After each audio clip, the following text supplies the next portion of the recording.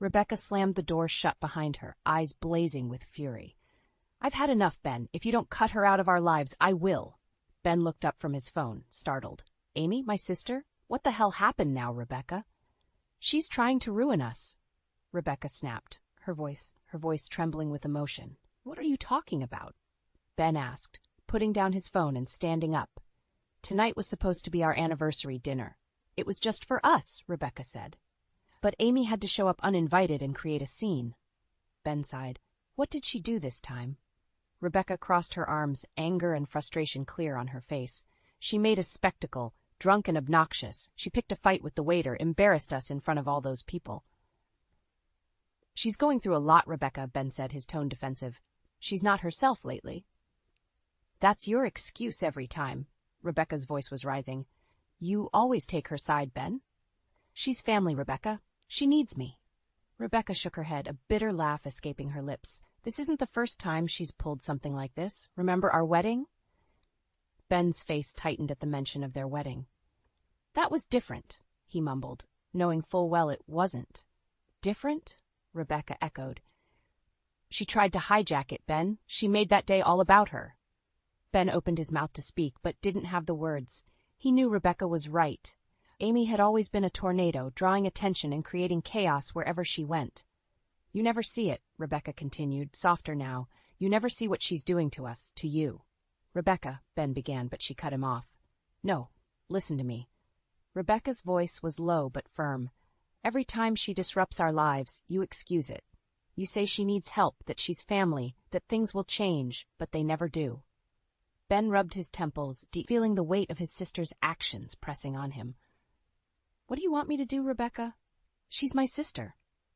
"I want you to set boundaries, Ben," Rebecca said, her tone pleading.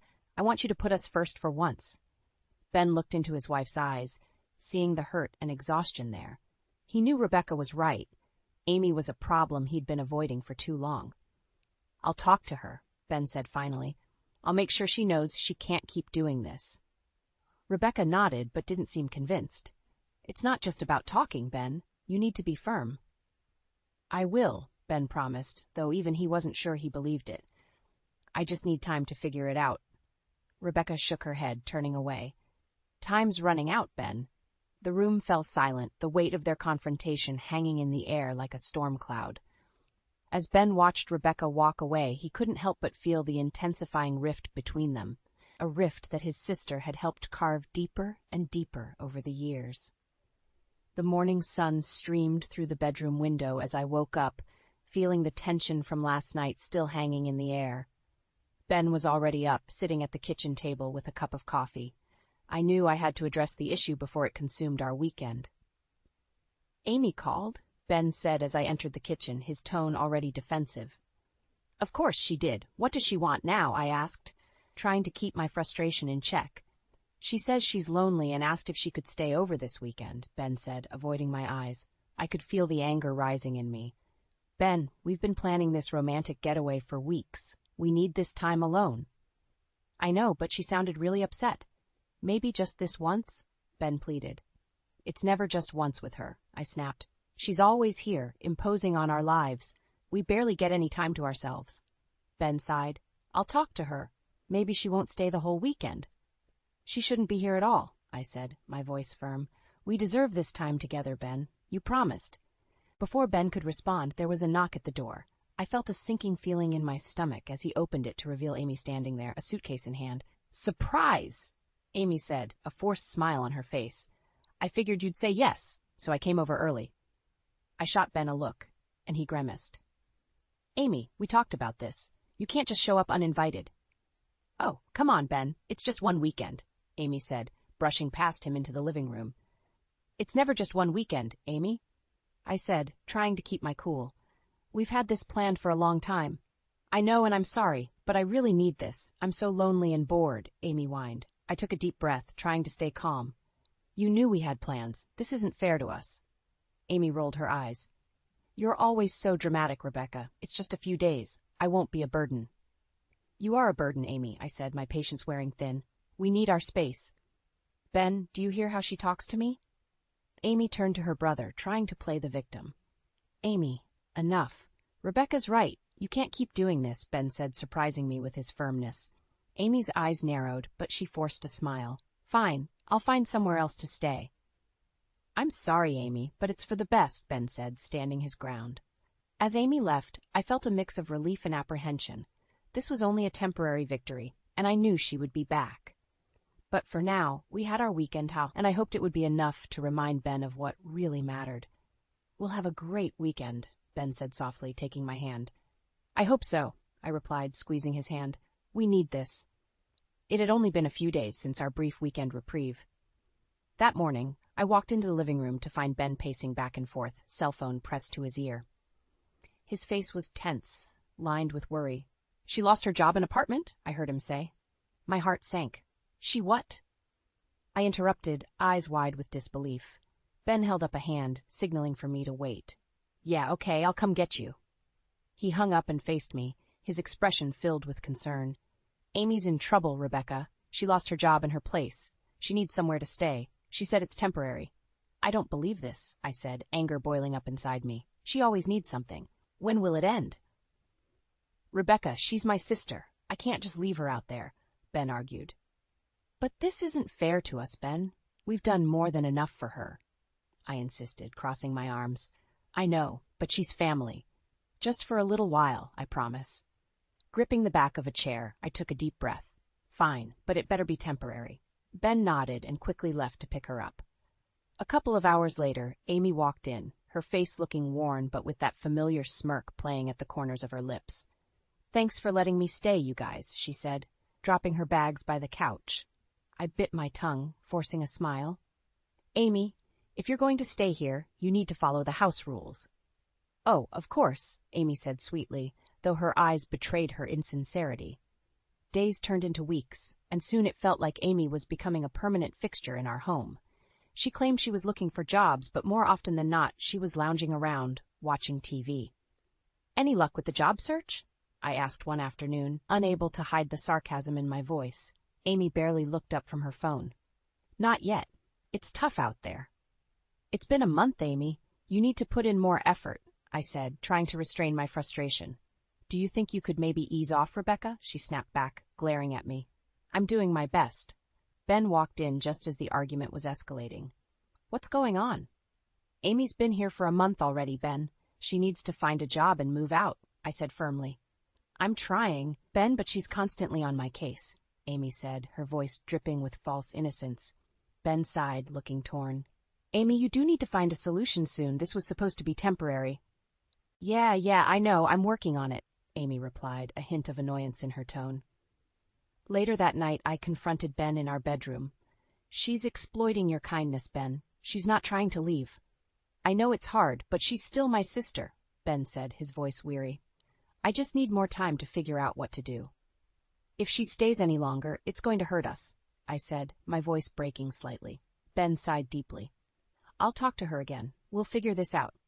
As I lay in bed that night, listening to the sounds of Amy moving around in the next room, I realized that talk alone wouldn't solve this. I had to take a stand, not just for my sake, but for our marriage. A few days after our tense conversation, I decided it was time to take matters into my own hands. Amy's presence in our home was driving a wedge between Ben and me, and I was determined to get to the bottom of her manipulations. I needed proof. One morning, when Amy had gone out for a supposed job interview, I sat down at Ben's computer. With a mix of guilt and resolve, I started sifting through their shared bank statements and emails. It didn't take long for the patterns to emerge.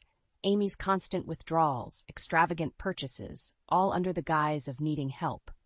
I heard the front door open and quickly closed the browser.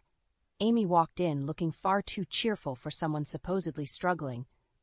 How was the interview? I asked, forcing a smile. Oh, you know how it is, she replied flippantly. They said they'd call me. That evening after Ben got home, I waited for Amy to head to her room before approaching him. Ben, we need to talk, I said, my voice hushed but urgent. About what? He asked, already sensing my serious tone. I've been looking into things, I began, pulling out the printed bank statements. Amy hasn't been honest with us. Look at these withdrawals, these purchases. She's been manipulating you, Ben. Ben's face paled as he scanned the pages. She said she needed help with basic expenses. I didn't know. I know she's your sister, but she's been lying to us, I said softly but firmly.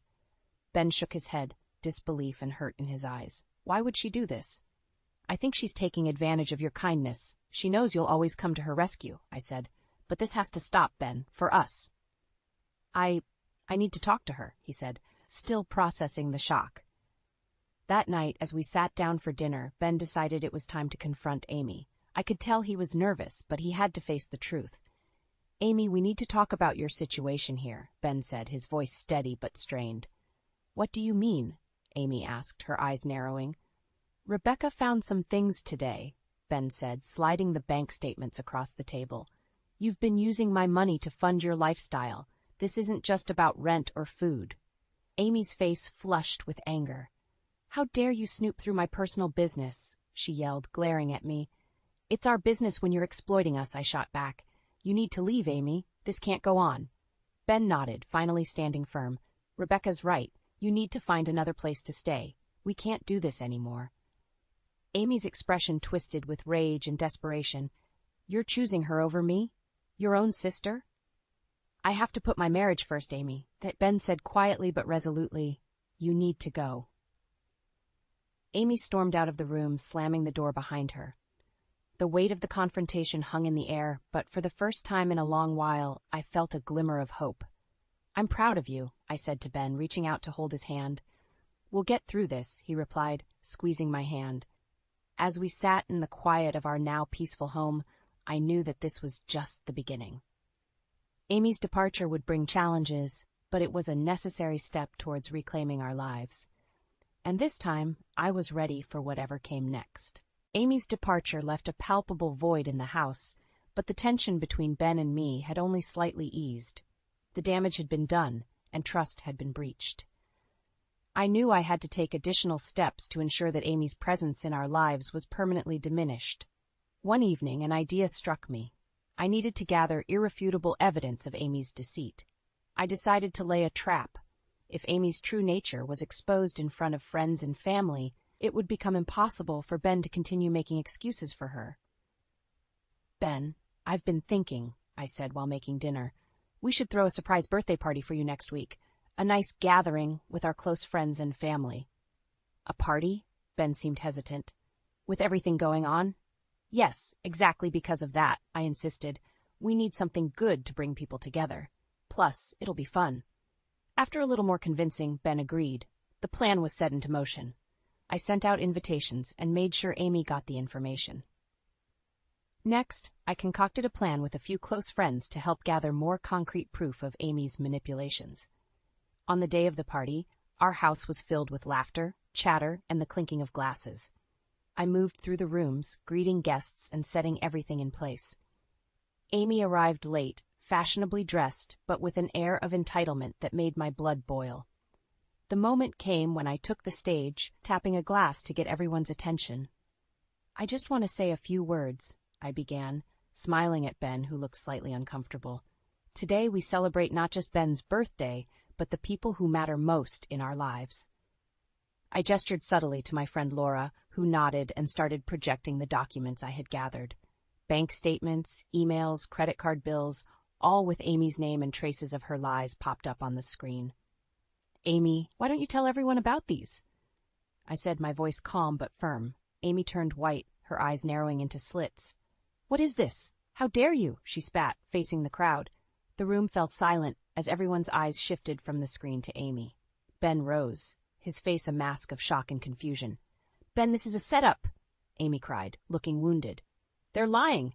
Ben shook his head, finally seeing the reality of her deceit. Amy, these are your statements. You've been lying to us all along. This isn't fair, Amy snarled, her mask slipping. You can't do this. I'm your sister. I think it's time you leave, Ben said quietly but with finality in his voice. Mutters of agreement filled the room as Amy stormed out, furious and humiliated. Once the door slammed shut behind her, the tension in the room eased, replaced by a sense of relief and vindication. You didn't have to do it this way, Ben said, his eyes meeting mine. This was the only way you would see the truth, Ben, I replied softly but firmly. She couldn't keep hurting us. The rest of the evening continued, subdued but supportive. Our friends and family rallied around us, offering comfort and understanding. As I looked around at the people who truly mattered, I felt a sense of closure. Ben and I stood together near the end of the party, hand in hand. "Thank you for standing by me," he said, his voice filled with gratitude. "We are stronger together," I replied, holding on to him tightly. And with that, we began the slow, steady process of healing and rebuilding our lives, free from the deceptive shadow of Amy. In the days following the party, Amy's exposure became the talk of our social circle. As relieved as I was to finally have the truth out, I knew the fallout was far from over. Ben was still grappling with the betrayal, and despite his firm stand at the party, he remained conflicted. One evening, as we sat down to dinner, Ben's phone rang. He glanced at it, sighed, and picked it up. "It's Amy." I braced myself, listening to his side of the conversation. "Amy, this isn't the time. No, you need to understand. No, I can't keep doing this. You need help, Amy. Goodbye." He hung up, looking drained. "She's still trying to play the victim," he said, his voice filled with frustration. "I'm not surprised," I said. "But you did the right thing, Ben. We need to focus on us now." Ben nodded but looked lost. "It's just hard to turn my back on her after all these years." I reached out and took his hand. "You're not turning your back on her, Ben. You're setting boundaries. There's a difference."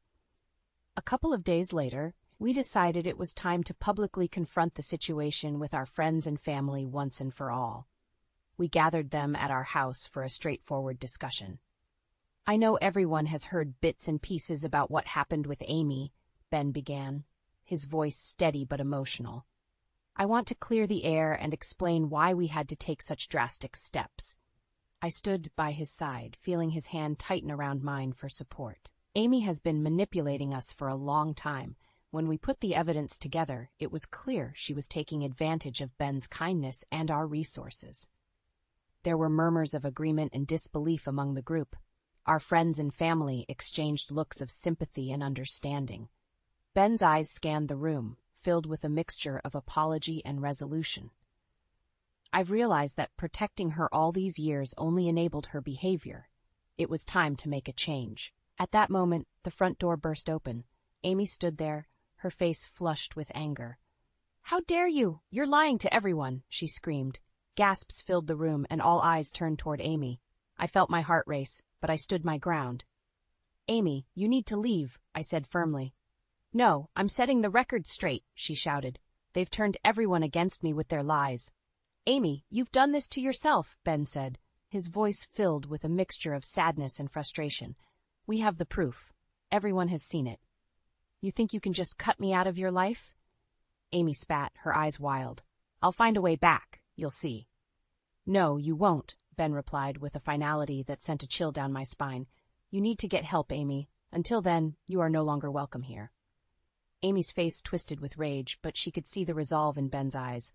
With one last venomous glare, she stormed out. The room remained silent, the weight of the confrontation lingering in the air.